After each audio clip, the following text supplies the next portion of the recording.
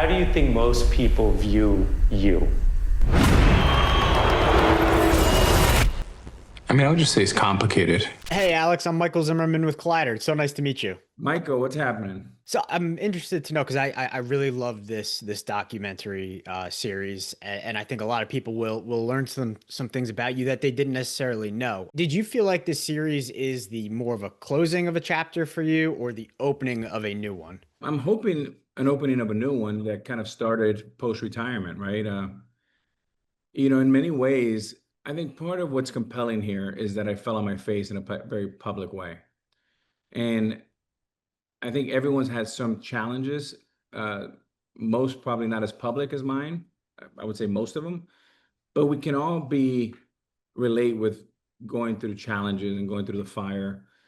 And to be able to not be defined by those moments, but be able to learn lessons and persevere and build again while it's challenging is also the most rewarding thing I've ever been a part of. Were there parts of the story of your story that you felt maybe a little resistant to telling? And how did you decide what to include and what kind of not to focus on too much?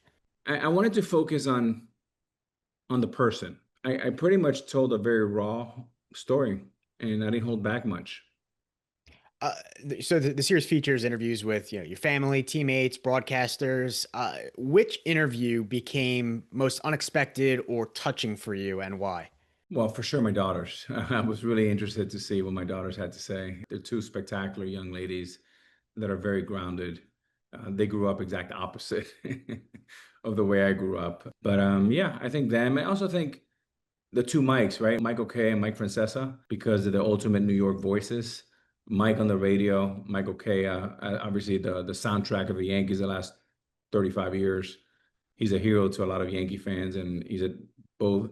Michael and I are very, very close, and Mike Francesa built a really respectful relationship, and I respect those guys immensely. And I think my favorite line, which was very accurate, was told by Mike Francesa. Is he said, I'm paraphrasing here, but Arod is a Shakespearean figure, Mhm. and he's a flawed man.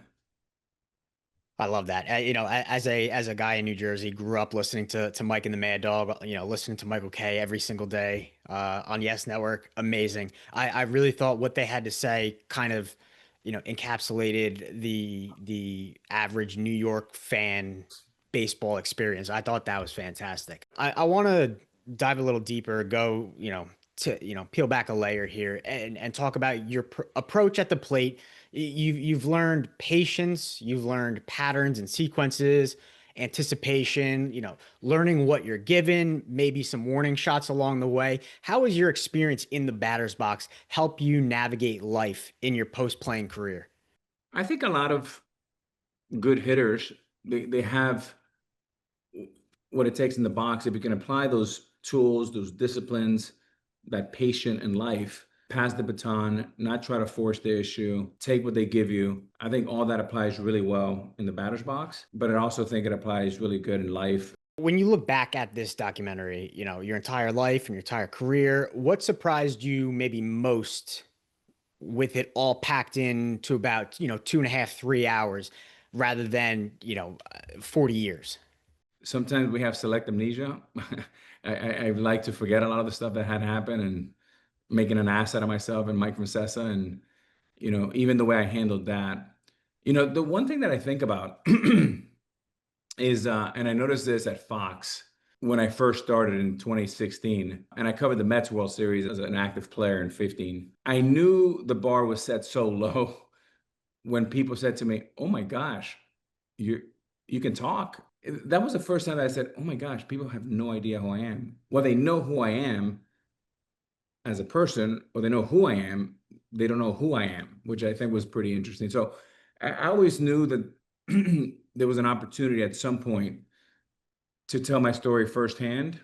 And while I would have laughed about it if you asked me to do a documentary 15 years ago, I kind of started warming up to the idea a couple of years ago. Well, I think that's that contrast between Alex and Arod, right? Like what we see on TV, you breaking down, approaches at the plate is Alex. That's the person who loves baseball instead of this persona that we see kind of, take took you in different directions in your career, some for good, some for not so good. I think that's that dichotomy between Alex versus Arod. I think we started something there with Alex versus Arod because now whether I go through airport, this trailer's been out just a few weeks, and as I walk around the streets of Miami, LA, Toronto, everywhere, uh, fans are like, "Hey, Arod, nice to meet you." Yeah, is it Alex or is it Arod? Which one is it? So I think that's pretty funny. Well, I enjoyed one of your daughters had said, when people, say, "Oh, your dad's A-Rod, your dad's no, he's Alex." Like that's who they know. And I thought that was awesome. You're just a normal person at home and with your family, and you're not this persona that people are so used to seeing, in the tabloids on TV. It's a lot more personal than, your typical sports documentary. Yeah, look, I think sometimes life and time, part of one of the few things about beneficial about getting a bit older is you start seeing patterns and you have pattern recognition. I was never really good about trying to set the record straight. I just kind of did my own thing, kept the head down, and eventually you end up almost like a wrestling character. And A-Rod's almost like a wrestling character, and you almost become like the heel. Some players are really good at being the good guy, and then I was like, well, I was the good guy, but now I become a bit of the heel, and that's been the narrative. And I thought was really compelling. In 2001, I signed my contract, 10 years, $252 million. And at that point, with making no public mistakes, I was 24 years old. The response was incredibly surprising to me. I became a villain overnight, Hmm. like because I signed that contract. And what I'm so proud of how far we've come in sports is 24 years later, when you have the Otani signing for $700 million dollars or the Juan Soto's for like almost $800 million, they're celebrated and they're heroes and it's a good thing. And that makes me really happy and really proud. Do you feel like you were kind of the person that needed to take those bullets from the public in order for big contracts are deserving and should be recognized instead of vilified? Well, I mean, look, they didn't rob a bank. They actually worked their butts off to earn it. So Mhm. I could not be happier for Otani and Soto and anyone who's living out their dream and doing really well. I mean, no one is putting a gun to anyone's head to say you must pay Otani, you must pay Soto. But again, in 25 years, we've seen the power shift from organization only to now a lot of the power has been shifted almost 50-50 to the player and to the organization. I think that's a much healthier environment. And you definitely helped pave the way for that. I want to finish up with Arod Corp, right? It's involved with a lot of different ventures, and with this documentary, you're telling your story. Is there any interest on your end in getting involved in film and TV production? Maybe starting your own production company. Do you see anything in entertainment with you or Arod Corp? I'm really intrigued by storytelling. I think there's a lot of powers in stories. Look, one of the things that also is interesting, I thought the Fox and the reaction of my work and closing the gap in fans understanding a little bit more who I am and what makes me tick and my knowledge for baseball, my love for baseball was a very telling data point. The other one is, by the way, this story has been factual for 3 decades. I mean, almost like a fact. And it could not be further than the truth. Not because I don't have a healthy ego, but I just don't have that type of creativity. Yeah. and so, and I've never really tried to correct that, right? Because I think it's actually a funny narrative. But again, things, events like that happen. So I knew there was space out there for me to speak my voice for the first time in real time. That's amazing. Alex, thank you so much. One more thing I need to say that is this documentary made me miss the Kingdom even more. Such a great place. The only thing I don't miss about that is 1995 Right. with Griffey Jr. round in third. Still ingrained in my head. But And Alex, by the thank you way, so much. did you see the end of that play? Because I was on deck, and I Yes. was the one telling Griffey to slide, and I was the guy, the skinny kid that jumped on Griffey. Number Yes. three. I Yeah, and the thing even now this actually comes full circle is Don Mattingly obviously didn't get a ring with Toronto a couple days ago. That was his last chance as well. So it's a little sore for me as well. He's a big Donnie baseball fan as well. thank you, Michael. Nice to meet you. You too. Thank you, Alex. Gotham and Erik, very nice to meet you. So you both have tons of experience telling the stories of some of the best athletes in the world. What made Alex versus Arod different from a storytelling perspective that maybe you haven't told before? Really, the series is about this really difficult moment in time. This isn't, there's a lot of great times. And obviously, to sort of even arrive at the hard time, the PEDs, you have to sort of build up the guy. So we did spend a lot of time, but like the premise of this was, we're coming at you, we're coming for you. And I think that was a very different starting point that he had to accept and embrace and be willing to go there. Otherwise, there was no project.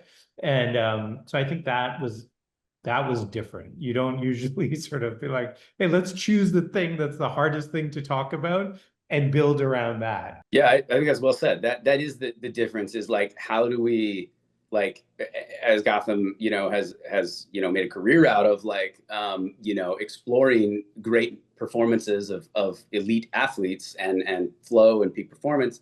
Like, how do we, capture and honor all of that in the context of someone whose career off the field or whose personality off the field, like sort of went as low as he had gone high on the field. Finding a way to weave together the good with the bad, and knowing that we couldn't, like, there's no sugarcoating it, there's no voiding it, it's public record, and knowing that he's a very controversial person, maybe less so today, but certainly in terms of the era in which our story takes place, there was no shortage of, infamy and controversy. Well, with telling that story of the good and the bad, that also incorporates who you're going to talk to, right? About these certain aspects and angles. How did you choose, the teammates, coaches, people to talk to when telling these different threads of these stories?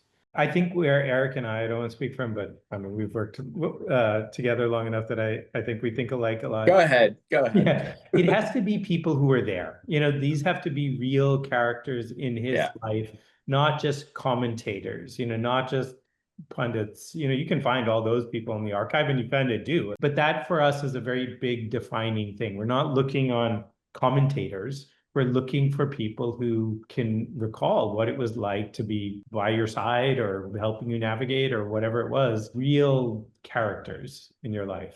And I'll give you a concrete example too from this project. I believe it was the very last interview we did, which is almost a year ago now. It was Katie Couric. Her 60 Minutes interview with Alex. I'll say this, to be kind, that the process is ever evolving. But there was a point in the process when the second episode in particular, we had our beginning and we had our ending. We all, like, those were pretty much locked in from the beginning.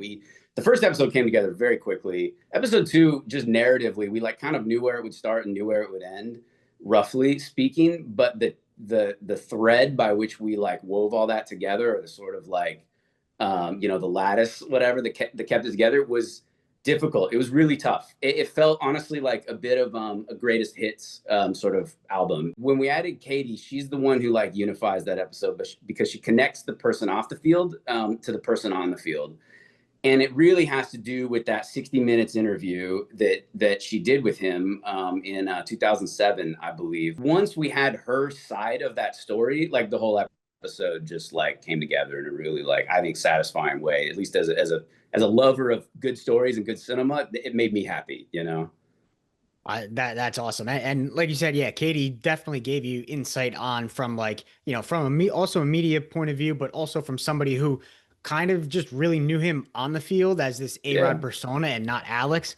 I think that was really both, good. right? And we weren't necessarily anticipating that. It's just like, we couldn't cut this 60 Minutes interview out. It was so pivotal in the arc because it affected his perception afterwards. It becomes a part of the story that 2 culminates in. That is a specific example of exactly what Gotham was talking about, where like once you introduce a person who's a character who has agency and a point of view of their own, but who was involved in it, it like really made that episode sing in a very satisfying way. Did you feel that Alex opened up more as the process progressed, kind of felt more comfortable opening up, or was it open, right from the beginning?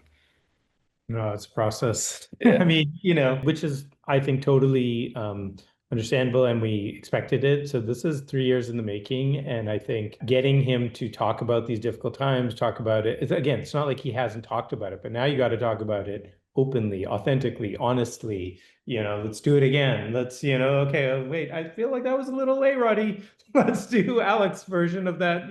That took time. That took more than time on camera. That took time off camera, relationship building and lunches and meeting the family and getting to know Alex, because that was the person we were really in pursuit of, and getting him comfortable with us, knowing that like, hey, we're not here to just, kind of work you, or we're not like trying to put this on YouTube tomorrow or anything like that. It's like really just building that relationship, building that trust, and that's there's no cheat code for that. There's no shortcut, so that takes meaningful time.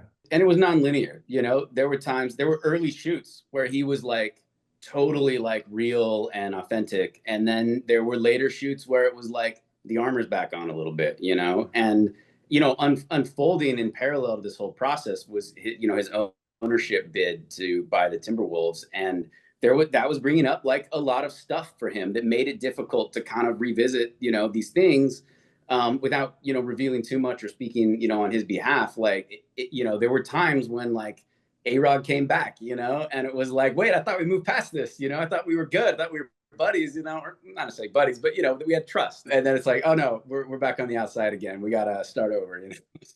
I want to finish up real quick by asking, what's one thing that you learned about Alex, the person, that you maybe assumed was just Arod? Look, we were just talking about this separately. Alex, the person, is still like, he's taken a lot of the good parts of Arod, and sort of applied them, and you see how successful he is, not just in his public life with all the stuff that he's doing, but we got to see a lot of him at home with his two girls and stuff like that, and he's a real father. Like those are real meaningful relationships, deep ones, etc. So, but he works at it. He works at it, and he's prepared, and he doesn't take anything for granted. He, like we joked, like he shows up everywhere, like business meetings, personal meetings, everything, with a pad of paper, and he's taking notes, and he's asking questions, and you certainly see it on the Fox broadcast. I mean, he's the guy. Like, you want to talk about baseball? You want to talk about, this pitcher or that pitcher? Like, he knows. He's very prepared. And I thought like that was something you can see is like, oh yeah, that's why he's having so much success, in everything beyond now baseball. It's kind of a false distinction, right? Like, we all contain multitudes. We all present different versions of ourselves to different people, depending on the context. We just don't usually, have such a disparity between, the biggest stage in the world, with, thousands, if not millions of eyes on us, and then like two people in a quiet room in the dead of night.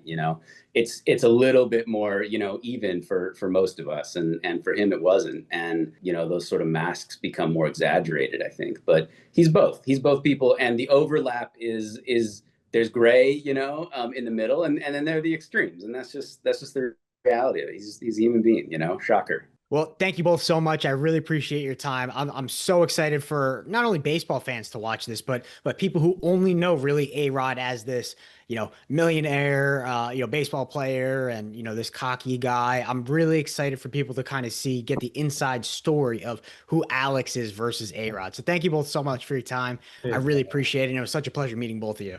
Likewise, Michael. Thank you.